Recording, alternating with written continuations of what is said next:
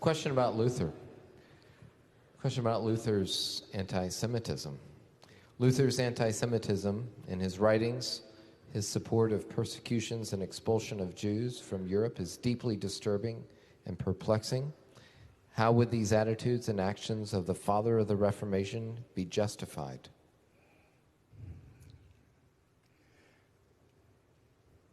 Well, I'll just take a shot at it briefly. It is a tough issue, but there are a couple of things you have to understand. One, earlier than the later diatribes against the Jews, Luther wrote a significant essay against anti-Semitism, saying that every Gentile has to understand that ultimately salvation is of the Jews, and that our Lord himself was a Jew. And Luther strongly criticized anybody who would hate somebody simply because they were of Jewish ethnicity. Later on, one of the great issues that disturbed him was the exploitation of the people by the major banking houses of Europe that were involved in shameful levels of usury. That is, extortive levels of interest rates. And that particular industry was controlled by basically the Jewish families of Germany. And that was one great point of contention. The other one was contemporary forms of Judaism as a religion were in such opposition to Christianity and to the central affirmation of the identity of Jesus as the Messiah. That provoked Luther's wrath.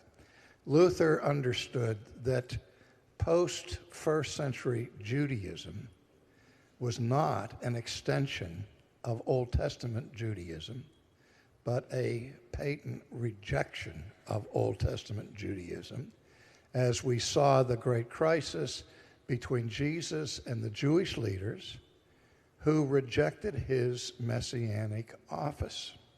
So that all subsequent forms of Judaism, conservative, Orthodox, Reform, were all, though they differed among themselves, shared that common rejection of Christ as Messiah.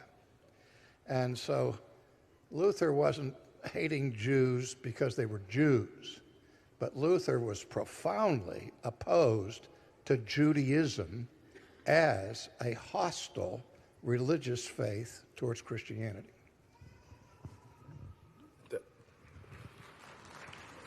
I think there's another issue as well. You know, people bring up that and Edwards and slavery and Calvin and, you know, issues that he had. And I think one of the dangers in all of that is that we're assuming that, number one, there are some Christian writers, leaders, historical figures out there that weren't sinners. Right? Because whatever Luther wrote, here's a news flash. What he thought was worse. And I'm not talking about this issue. I just mean in general. He was a sinful man. He said sinful things. He thought sinful things. He did sinful things. But so are you. And it's always ironic to me that people want to dismiss Luther or Calvin or Edwards or whomever because of some issue that they find out about in their lives, but they don't disqualify themselves for things that they think and say and do.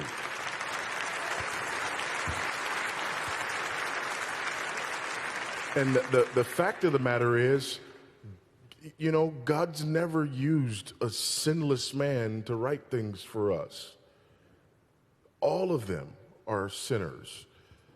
So unless you're getting ready to dismiss everything that's ever been written, be real careful about, you know, whether or not somebody who writes things that are true and helpful should be dismissed because there are areas in their life where they were inconsistent and hypocritical, because that's all of us.